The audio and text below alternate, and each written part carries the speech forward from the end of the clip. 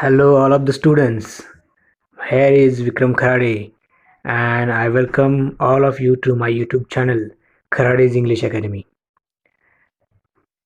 From this video lecture, we are going to continue the 12th standard syllabus. This is the first lecture of 12th standard English subject. We are going to deal a poem from 12th standard textbook, and the name of the poem is Indian Weavers. The poem is written by Sarojini Naidu. So let we start Indian Weavers. First, Indian Weavers is written by Sarojini Naidu. Sarojini Naidu, 1879 to 1949. She was a political activist, feminist, and the first Indian woman who became the president of the Indian National Congress. And she was an important figure in India's struggle for independence. Sarojini Naidu's work as a poet earned her the sobriquet of Nightingale of India.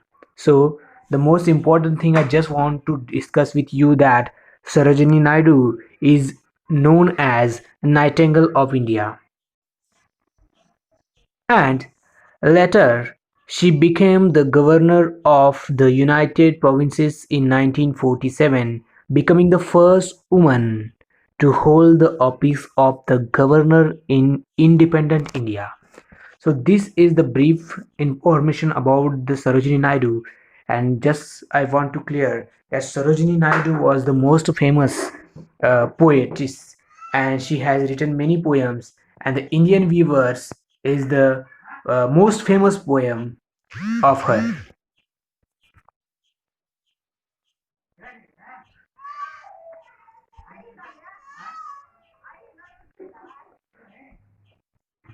So the summary of Indian Weavers.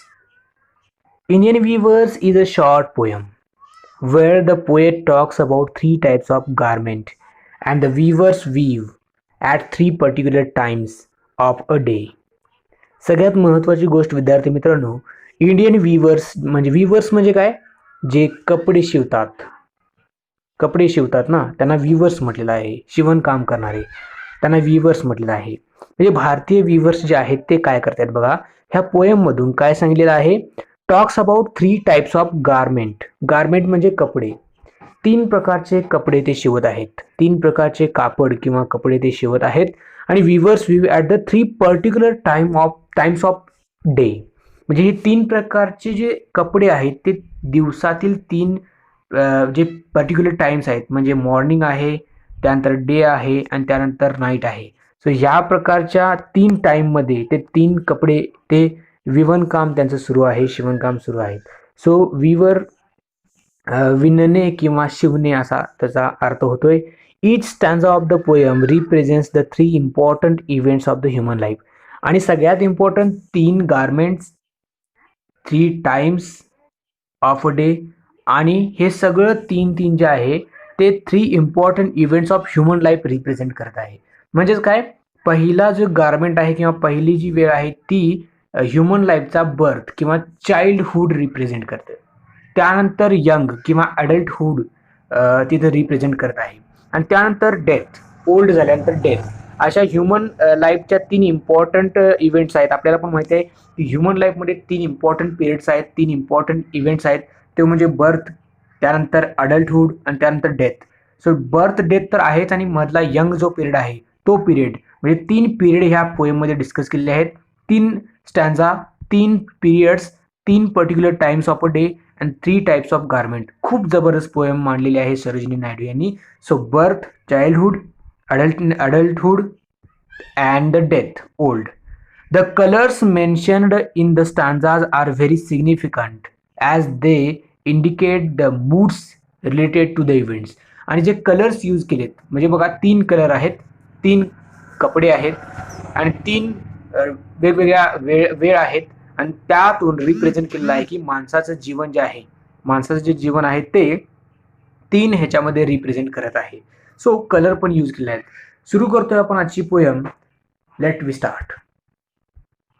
Weavers, weaving at break of day, why do you weave a garment so gay? Blue as the wing of Alcyon wild, we weave the robes of a newborn child.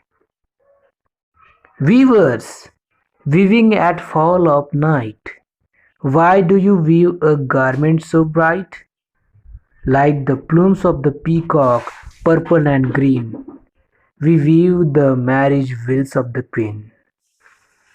Weavers, weaving Solomon and steel, what do you weave in the moonlight chill? White as a feather and white as a cloud, we weave a dead man's funeral shroud, funeral shroud. So ही आहे poem. या पोयममधून आपण प्रत्येक लाईनचा, प्रत्येक स्टॅन्झाचा अर्थ बघणार आहोत. पहिला स्टॅन्झा एक वेळ रिप्रेझेंट करत आहे, एक कापड किंवा एक कपडा रिप्रेझेंट करत आहे आणि ह्युमन लाईफचा एक इव्हेंट रिप्रेझेंट करत आहे. आणि प्रत्येक पोयममध्ये काय सांगितले बघा की प्रत्येक स्टॅन्झामध्ये सरोजिनी नायडू काय करतायत, प्रश्न विचारत आहेत आणि व्हीवर्स उत्तर देत आहेत. सो एक प्रश्न आहे आणि एक उत्तर आहे प्रत्येक स्टॅन्झामध्ये. So 3 different questions, 3 different answers. So each stanza represents the 3 stages of life. Each stanza represents the childhood, youth and old age respectively. And 3 questions आहेत, त्याचे answers तुम्हाला मिळतील. Poet asks 3 questions to the viewers and they answer accordingly to put it simply. So poet question विचारत आहेत आणि viewers answer देत आहेत. Let we start stanza wise explanation. Weavers, weaving at break of day. इथं म्हणतायत की पहिल्या स्टॅन्झामध्ये विवर्सना म्हणतायत सरोजिनी नायडू, विवर्स तुम्ही सकाळी सकाळी early in the morning, early in the morning, break of day म्हणजे काय, अर्ली इन द मॉर्निंग, सकाळी सकाळी तुमचं विविंग का सुरू आहे, काय विणताय तुम्ही, काय विणत आहात, काय विणताय. Break of day, early in the morning मध्ये. Why do you weave a garment so gay, आणि जे तुम्ही विणत आहात ते खूप ब्युटिफुल आहे, ते खूप चार्मिंग आहे. गे म्हणजे काय, चार्मिंग, ब्युटिफुल. ते खूप कलरफुल आहे, ते खूप छान आहे. तुम्ही जे विणत आहात ते खूप गे आहे. सकाळी अर्ली इन द मॉर्निंग, तुम्ही सकाळ सकाळी तुम्ही काय विणत आहात. म्हणजे हा प्रश्न आहे बघा. म्हणजे वेळ आहे सकाळची, अर्ली इन द मॉर्निंग, सुरुवात झालेली आहे दिवसाची. आणि त्यावेळी मात्र विवर्स जे आहेत ते काहीतरी सुंदर, काहीतरी चार्मिंग, काहीतरी ब्युटिफुल विणत आहेत. आणि कसं आहे ते, blue as the wing of halcyon wild. Halcyon म्हणजे काय, किंगफिशर. किंगफिशरचे जे वेगवेगळ्या प्रकारचे कलरफुल असतात ना, त्याचे विंग्स असतात, त्याचे फेदर्स असतात, ते कलरफुल असतात ना. सो तशा प्रकारचं कलरफुल कापड तुम्ही विणत आहात. तुम्ही कलरफुल कापड विणत आहात किंगफिशर ह्या बर्ड सारखं. हॅल्शियन हे बर्डचं नाव आहे, किंगफिशरलाच म्हटलं जात आहे. This is the other name of the kingfisher. So इतकं ब्ल्यू आहे, इतकं कलरफुल आहे ते कापड जे तुम्ही सकाळी अर्ली इन द मॉर्निंग विणत आहात. तर हे 3 लाईन नंतर लास्ट लाईनमध्ये विवर्स त्याचा आन्सर देत आहेत. विवर्स म्हणतायत, we weave the robes of a new born child. ते म्हणतायत, the Indian weavers reply, we weave the robes of a new born child. म्हणजेच काय, they are weaving the beautiful dress for the young one who had just come to the world. म्हणजे एक beautiful dress विणत आहेत ते, नवीन dress, beautiful dress विणत आहेत. न्यू बॉर्न चाइल्ड म्हणजे काय, ज्याचा जन्म जस्ट झालेला आहे, जस्ट आता एक न्यू बॉर्न चाइल्ड आहे, नवीन जे बाळ जन्माला आलेलं आहे, त्याच्यासाठी आम्ही कलरफुल ड्रेस, ब्युटिफुल ड्रेस आम्ही इथं विणत आहोत, असं व्ह्यूअर्स म्हणतायत. So in the stanza a number of images are used to describe the first stanza of human life, like break of day, garment so gay and blue as the wing of halcyon wild. म्हणजेच काय, पहिल्या स्टॅन्झामध्ये फुल of happiness आहे, म्हणजे early in the morning, नवीन पहाट आहे, नवीन सकाळ आहे, नवीन सुरुवात आहे. ब्रेक ऑफ डे म्हणजे गारमेंट सो गे म्हणजे काय, फ्रेश आहे, फ्रेशनेस आहे, होप्स आहेत, ब्युटी आहे. ब्युटिफुल का, कारण की ड्रेस पण ब्युटिफुल विणायचा आहे. So this is a stage of new child, new born child म्हणजे सुरुवात. This stage is full of happiness, freshness, hope, beauty. पहिली जी स्टेज आहे त्याच्यामध्ये खूप हॅपीनेस आहे बघा. There is no sorrow in the stage, there is no sorrow in the stage. So पहिल्या स्टँजानंतर आपण दुसऱ्या स्टँजाकडे वळतोय मित्रांनो.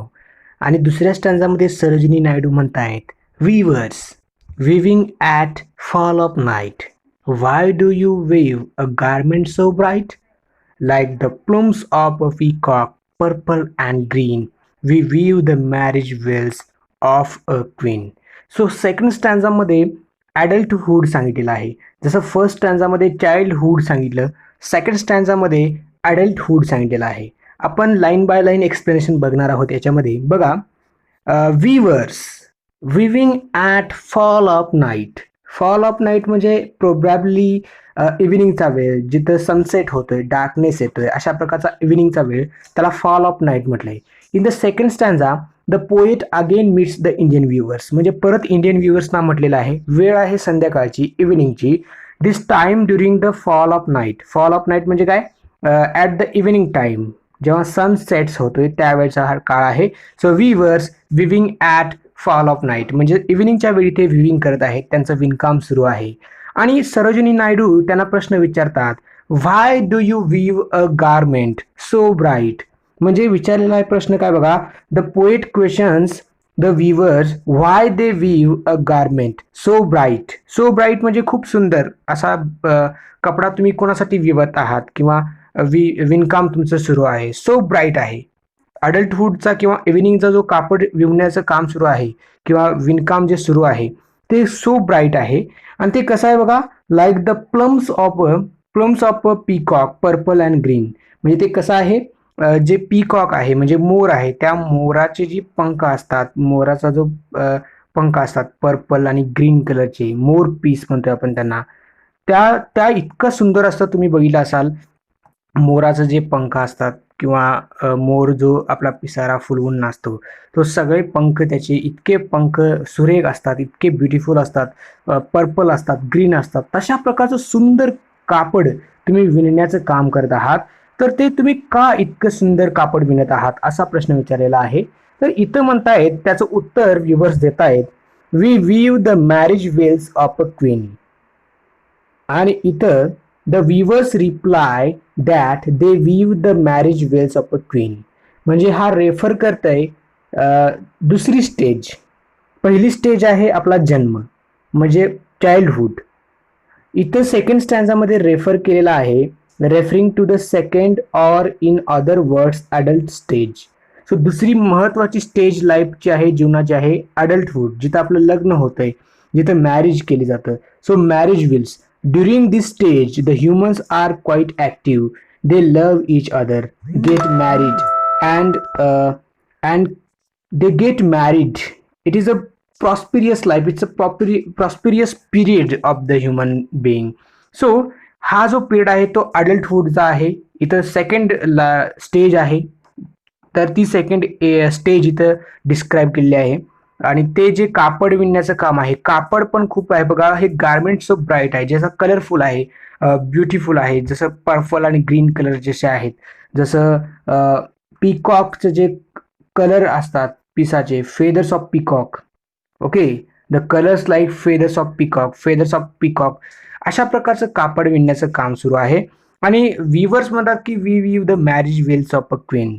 म्हणजे इथे काय करतायत, लग्नासाठी एखादं जे कापड विणलं जाते ते कापड आम्ही विणत आहोत. म्हणजे ते खूप कलरफुल आहे, ते खूप ब्राईट आहे.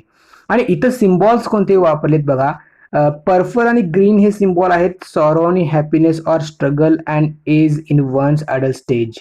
And these are colours or ups and downs of life make the adulthood bright. So आपल्या सेकंड स्टेज अडल्टहूडमध्ये खूप हॅपीनेस असतो, स्ट्रगल असतो, ॲक्टिव्हनेस असतो.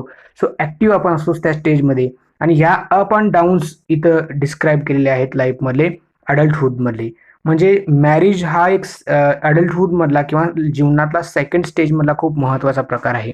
सो फर्स्ट स्टँझामध्ये आपण चाइल्डहूड डिस्क्राईब केलं, त्याचा विशेष प्रकारचं कापड डिस्क्राईब केलेलं आहे, बघितलेलं आहे.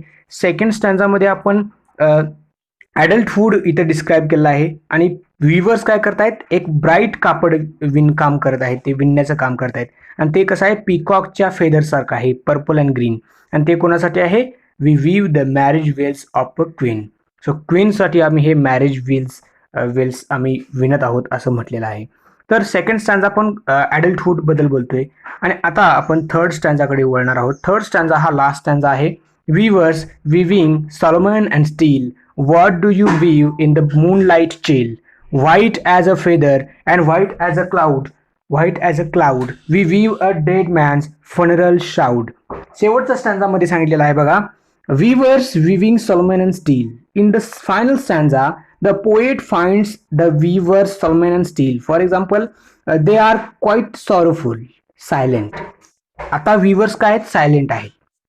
सायलेंट आहेत, खूप नाराज आहेत, दुःखी आहेत ते आता शेवटच्या स्टँजामध्ये. They are weaving something moonlight chill. म्हणजे काय, मूनलाईट चिल म्हणजे काय की मूनलाईटमध्ये म्हणजे रात्रीच्या वेळी, ओके, मूनलाईट वेळी हे विवत आहेत आणि ते खूप दुःखी आहेत, सॉरोफुल आहेत, सायलेंट आहेत विवर्स. आणि dead of the night which is white as feather as white as cloud. White as feather as white as cloud म्हणजे काय, म्हणजे क्लाउड सारखं पांढरं, पंखासारखं पांढरं काय तर ते विणण्याचं काम सुरू आहे. आणि शेवटला उत्तर खूप छान दिलंय बघा विवर्सनी. विवर्स म्हणतायत we weave a dead man's funeral shroud. म्हणजे शेवटचा स्टँजा जीवनातल्या थर्ड स्टेजकडे घेऊन जातोय आपल्याला. पहिला आपण बघितलं चाइल्डहुड, सेकंड स्टेज बघितली आपण अडल्टहुड, जिथं आपण लग्न करतोय. आणि third stanza describe death describe करतोय बघा. We weave a dead man's funeral shroud. म्हणजेच काय, इथं विवर्स म्हणतायत की आम्ही डेड मॅनसाठी एक व्हाईट कापड शिवत आहोत. जे आपण मेल्यानंतर आपण माणसांना व्हाईट कापड म्हणजे पांढऱ्या कापडामध्ये आपण गुंडाळतो किंवा त्यांना आपण पांढरं कापड यूज करतो, तशा प्रकारचं व्हाईट कापड आम्ही त्यांना विवत आहोत. So they reply that they are weaving shroud cloth put on the dead body for a dead person. Dead पर्सनसाठी त्याच्यावरती परिधान करण्यासाठी किंवा त्याला घालण्यासाठी आपण एक व्हाईट कापड घेतोय बघा डेड बॉडीसाठी. ते डेड बॉडीचं कापड आम्ही विणकाम चालू आहे. सो पहिल्या स्टँजामध्ये चाइल्डहुड आहे, नवीन बाळासाठी कापड विणण्याचं काम आहे, त्या कापडाचा कलर पण खूप वेगळा आहे. सेकंड स्टँजामध्ये ॲडल्टहुड आहे, जिथं लग्न केली जातात, त्या कापडाचा पण कलर किंवा त्याचा कलर वेगळा आहे. आणि शेवटच्या स्टँजामध्ये व्हाईट कापड विणण्याचं काम सुरू आहे आणि तिथं विवर्स शांत आहेत, सायलेंट आहेत, सॉरोफुल आहेत आणि ते रात्रीचं मूनलाईट चिलमध्ये ते काम करत आहेत आणि ते नाराज आहेत. आणि ते कापड कसं आहे, white as feather and white as cloud. आणि उत्तर आहे we weave a dead man's funeral shroud. आम्ही काय करत आहोत, डेड मॅनची बॉडी जी आहे, डेड बॉडी जी आहे त्याच्यावरती घालण्यासाठी जे व्हाईट कापड लागतं ते व्हाईट कापड आपण विणत आहोत असं शेवटच्या स्टँजामध्ये विवर्स म्हणतायत. So thus the third and the final stage is death, which is emotionless and lifeless, like a white cloud or feather. In this way, the life which begins with life, joy, hope, ends with sorrow and grief. So तुम्हाला माहिती असेल जीवनाची सुरुवात लहान बाळापासून होते आणि लहान बाळ म्हटलं की आपल्याला जॉय आहे, लाईफ आहे, होप आहेत किंवा हॅपीनेस आहे. पण शेवट लाईफचा, जीवनाचा शेवट मात्र कसा होतोय, सॉरोनं होतोय, दुःखानं होतोय, ग्रीफनं होतोय. सो अशा प्रकारच्या सरोजिनी नायडू यांनी खूप छोटीशी पोएम आहे 3 स्टँजाची, पण या 3 स्टँजामध्ये 3 वेळा दाखवलेल्या आहेत. The particular period of time, particular cloth दिलेला आहे, म्हणजे कापडाचा पण प्रकार 3 स्टँजामध्ये 3 वेगवेगळी कापड यूज केलेलं आहे आणि 3 स्टँजामध्ये 3 वेगवेगळ्या लाईफच्या स्टेजेस सांगितलेले आहेत. पहिल्या स्टेजमध्ये चाइल्डहुड आहे, सेकंड स्टेजमध्ये ॲडल्टहुड आहे आणि थर्ड स्टेज ही डेथला सांगितलेली आहे. आणि या तिन्ही ह्याच्यासाठी ते कुठल्या प्रकारचं कापड विवत आहेत किंवा त्यांचं विणकाम कोणत्या कापडामध्ये सुरू आहे हे सांगितलेलं आहे. Indian weavers particular period of time, particular cloth आणि particular colours and the particular stage of life is described in this poem. So poem खूप छान आहे, सरोजिनी नायडू यांनी लिहिलेली poem the Indian weavers. We have learn properly. Students, we are going to upload every poem from 12th standard textbook. So stay connected with Kharade's English Academy. Thanks for watching. Thank you, students. Thank you very much.